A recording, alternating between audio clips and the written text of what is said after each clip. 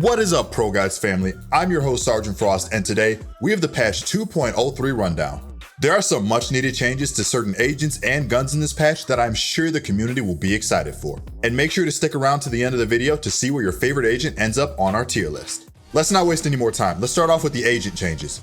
Reyna is the first to receive changes in this patch, and boy did the devs come for her throat with nerfs. First off, Reyna has had her charges for her main abilities Devour and Dismiss decreased from 4 to 2. They also increased each charge's cost from 100 to 200. And now she only has 3 seconds to activate the orb after she slays an enemy. These changes are directly aimed at hitting Reyna in the knees power-wise. She now has to make hard decisions on whether to use her charges to heal herself or get away in a fight, which significantly harms her ability to make aggressive decisions in the heat of the moment while entry fragging. These nerfs are not pretty, and they will definitely affect her standing within the meta. Moving on, Yoru did not receive any major balance updates in the form of game-changing nerfs or buffs. He only received a few quality of life changes in this patch. These changes are just meant to iron out the inconveniences in his kit while they assess him as an agent and decide how to significantly change him. Gatecrash now displays the range at which the tether can be seen by enemies while moving on the minimap, and the range that enemies are able to hear the audio of Gatecrash teleport is now displayed on the minimap. His Gatecrash wasn't his only ability that got touched this patch, his ult did as well. His Dimensional Drift is also getting some quality of life changes that should make the ability a little bit easier to use. While in Dimensional Drift, Yoru's minimap is now visible. Enemies within Yoru's vision range while in Dimensional Drift are now revealed to ally minimaps as well. Also, Dimensional Drift can no longer body block enemies. Yoru is pretty underwhelming right now, and the devs will monitor his situation to determine how they can make him more useful and appealing to entry fraggers in the future. Brimstone only received one quality of life change this patch regarding the audio on his molly. The audio of the Incendiary's lingering fire zone will be easier to hear when other actions and sounds occur nearby. And just like his molly counterpart Brimstone, Phoenix received similar changes on his audio for his Hot Hands ability. The audio of Hot Hands' lingering fire zone will be easier to hear when other actions and sounds occur nearby. Patch 2.03 has finally brought us gun balance in the form of price changes for the low-cost guns in the game. Let's see how these changes ultimately affect their place within the meta. The Stinger has become problematic within the meta rather quickly in Episode 2. Riot decided it was time for a series of nerfs for the Stinger before the problem had gotten too out of hand. And to start off with the nerfs, they increased the price from 1,000 credits to 1,100 credits. The Stinger also got its full auto fire rate reduced from 18 to 16, and the full auto fire mode now reaches max spread at bullet 4 instead of bullet 6. The devs also adjusted the pitch or the vertical recoil curve for the full auto mode. Recoil now climbs more aggressively past the third bullet, so that means no more running full auto headshots from a long range away. They also decreased the yaw switch bullet protection at full auto count from 4 to 3 on full auto mode as well. The Stinger is so problematic that even its burst fire ADS mode also got some tweaks as well. They adjusted the pitch or the vertical recoil to be more aggressive after the first burst, and they added more error on the burst after the first one as well. And to finish this gun off, they improved the recovery time on the burst fire mode from 0.45 to 0.4. All these changes are designed to prevent players from running and gunning while firing this gun in full auto mode. Too many people have complained about getting double headshotted from a distance with this gun, and it's resulting in stupid kills. Moving on to the Frenzy, this gun had its price increased from 400 credits to 500. While I know players certainly wish the Frenzy had been nerfed even more than what we received today, I must remind you that this is only a start. And if the Frenzy still proves itself to be overpowered on pistol rounds, the devs will move in to hit this gun in the power department even more. For game mode updates, the new game mode Escalation finally goes live in patch 2.03. This game mode is some quick fun as a fast-paced 5v5 game mode that runs for about 7 to 9 minutes. In Escalation, you must race through progressively less lethal loadouts with your team. The loadout options will vary from match to match, but it always features a mix of both weapons and abilities. The same list of loadouts is always used by both teams throughout the match. This mode is standard 5v5, and you kill opponents and race through 12 escalation levels. You win by becoming the first team to finish all 12 levels or reach the highest level in 10 minutes. For all of you grinders out there, it's 800 XP a game and 200 XP per win. Moving on to player feedback and penalty changes, Riot has been listening to our feedback on how to improve the Valorant player experience, and they are slowly but surely creating systems to help improve the day-to-day life of Valorant players, both competitive and casual. Their new feedback and penalty system is looking to include AFKs, levers, chat-based offenses, and reporter feedback. AFKing in competitive games for a prolonged period of time, currently defined as 6 or more rounds, will now result in a penalty of 8 rank rating points. Act rank badges will also now be based on your highest rank win instead of your 9th best win. Death sequences have also received minor changes within Valorant upon patch 2.03's arrival. Here's Riot's quote on the matter.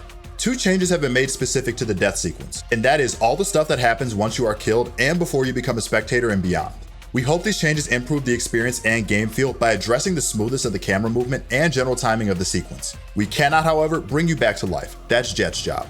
The fade to black start time is decreased from 1.75 seconds after death to 1.5 seconds after death, and the time spent on full black screen has been increased from 0 seconds to 0.25 seconds. The total time of death sequence has not been changed, it still remains at 2.75 seconds, and the camera movement has been smoothed significantly, especially for those under poor network conditions. Prior to patch 2.03, any of you, but especially those with high ping and packet loss, could experience camera jitter during the death sequence. Now, let's move into our most anticipated part of the video, our tier list. Let's start this off with the S tier. As per usual, Phoenix is the top entry fragger in our S tier, mostly because of his power and consistency when it comes to breaking open those sites. Not to mention, he's one of the most self-sufficient agents in the game with his own healing. Phoenix is an agent that must be respected and feared when he top frags and takes off in game. Phoenix has been at the top of the competitive meta for quite some time now, and unless some significant nerfs or changes come his way, he's not going anywhere anytime soon. Jett has not been as problematic as some people want to believe within the meta. Despite receiving a slight nerf on the duration of her smokes, she is still the slippery, lovable entry fragger that we all love to hate. She is an S tier because of her versatility as an entry fragger compared to her counterparts. What she lacks in terms of flashes and damage abilities, she makes up for in mobility and elusiveness. While other entry fraggers have moved down in our tier list this patch, this has given her more room to shine as a top tier entry frag agent. In capping off her S tier, we have Brimstone. Our favorite American GI is staying in the S tier after the buffs he received earlier this year. After his buffs, Brimstone's abilities when combined together make him a top priority in solo queue and in competitive. His new smokes and cheaper molly means that his abilities have a lot more potency and pack-a-punch within a round. And not to mention, his stim beacon is now quick cast, which means you can boost your teammates in a pinch. Overall, with all the buffs and loves he's received in episode 2, he's been able to live up to his true potential and compete with Omen and Viper for a top spot as a controller within the meta. Breach may not be the best agent for solo queuing, but when you're in a stack with your friends, Breach's true potential will rise. No agent will shine more in coordinated play more than a good Breach will. There's no need to say that initiators have been having a really fun time in this attacker-focused meta for episode 2. And after Breach received several buffs over the past few months, he has been one of the best initiators in the entire game and one of the best that you should pick up and learn today. Next up in the A tier is Sova. Sova has been holding his own at the top of the meta, and if this tier list was based strictly off of pro play, he'd probably be at the top of S tier just because of how powerful his kit is. On the solo queue side of Valorant, however, Sova is an agent that needs a lot of proactive play and a lot of practice in order for him to get good and have an impact in the game. Unfortunately, time is not a commitment that many casual players want to put in when playing an agent, so they will gravitate towards more easier and user-friendly agents in the game, and Sova is just not one of them. But despite his shortcomings, a well-trained Sova can destroy any team in the blink of an eye. Omen has been a viable and sought-after agent both in competitive, ranked, and casual play, but his high pick rate and high popularity had led to his downfall with some fresh nerfs that he received back in patch 2.0. Riot wanted to bring Omen down a peg or two with the other controllers in Valorant, so they nerfed his smokes and his flash ability because they were the sole reason he was being picked in most of pro games. Don't get me wrong, Omen is still in a good place within the meta, despite Brimstone being a notch above him in productivity as a smoker agent. Omen doesn't feel too bad to play against, and he serves his purpose within the meta. With that being said, he firmly deserves his spot in the A tier. Raze has moved up to A tier not because of her own doing, but more because of other agents slipping down on the list. She hasn't received any buffs or nerfs in the last few patches, and it has allowed for her to stabilize within the meta. She's not as OP as she once was in the beta, but she certainly isn't the most useless entry frag in the game right now currently. While she doesn't have flashes or self-healing, she does have a lot of damage, and when used right, she becomes a very difficult agent to deal with. So with that being said, she has moved up to the A tier on our tier list. Cypher's been through some unfortunate events after getting hit with nerfs earlier last year, and while those nerfs may be annoying to deal with, he's no less of an agent than he was before. The nerfs he received to his tripwires and camera have made him less effective at doing his job well, and with the release of Skye in Valorant in Act 3 of last year, her abilities Tiger Trinket and Secret Spirit are much better at info gathering than all of Cypher's abilities combined. Don't get me wrong, Cypher is still a great info gathering agent, but there are more agents in the game now that just do his job better and safer. Do you want more help learning how you can sharpen your aim and improve your mechanics so that you can outplay opponents like a pro Cypher? Well, you should check out our website ProGuides.com for more help. You can upload your gameplay VODs of you playing Cypher on our website, and we have Cypher main coaches online 24/7 who will quickly get back to you. ProGuides.com will teach you the necessary skills to rank up faster, enjoy the game more, and receive premium help from our online coaches. Book a session whenever you want to according to your schedule. Spend no more time being stuck in your elo, head over to ProGuides.com to begin the journey to the rank of your dreams. Starting off our B tier is an agent that has been stuck in C tier for way too long now. Viper is finally starting to get the respect she deserves within the meta, and this is all happening after her popularity spiked after she became a top pick for Icebox within the EU region. After the success of seeing how she can be used properly in the EU region, more Vipers have been popping up in rank play throughout the world in hopes of trying to mimic her success she's seen in pro play. Viper is confirmed by Riot to be next up on their list for receiving changes on the level of a possible rework, so now is the perfect time to get yourself comfortable and familiar with Viper's playstyle so you are ready when the changes come through.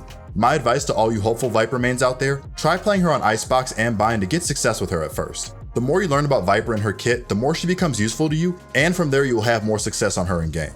Moving on, Reyna is remaining in our B tier mostly due to the fact that this patch she received a sizable nerf, and that nerf included having her Devour and Dismiss charges decrease from 4 to 2 charges.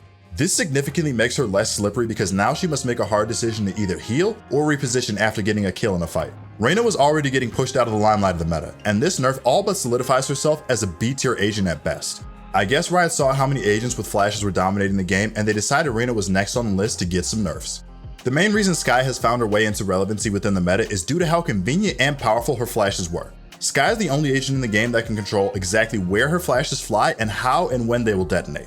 She is the ultimate team first agent with how useful and how powerful her kit can be. Her healing is unmatched, and so far no other agents in the game are a direct counter to her. And on defense, many agents struggle to deal with a good Skye that knows how to pilot her as an agent. Just like her colleague Breach, Skye is most useful within a stack with friends rather than solo play. And because of that, she will remain in B tier. Killjoy was hit hard with Sentinel nerfs a few months ago, and her win rate and pick rate suffered greatly as a result. The devs wanted her to go from passive site denial to active site denial as an agent, and they achieved their goal by nerfing her alarm bot and turret. Killjoy now needs to stay within a certain range of her bot abilities in order for them to be active, and they also now permanently disable upon her death. Those nerfs that they gave her take away from Killjoy's ability to rotate and have a bigger presence when on defense. Don't get me wrong, Killjoy still has one of the best, if not the best ultimate in the game, but due to her restricted capabilities to freely move around the map, she remains down in our B tier list. Okay, hear me out on this one. Yoru is far from a noob trap, but he definitely does not belong in the hands of players below Platinum. Many low elo players will struggle with mastering complex mechanics, and that means it will take a long time before most players will get the hang of Yoru's kit down. He is also outshined by all of the duelists when it comes to breaking open sites as an entry fragger. His playstyle definitely caters more towards lurking and flanking and not really getting in his opponent's faces.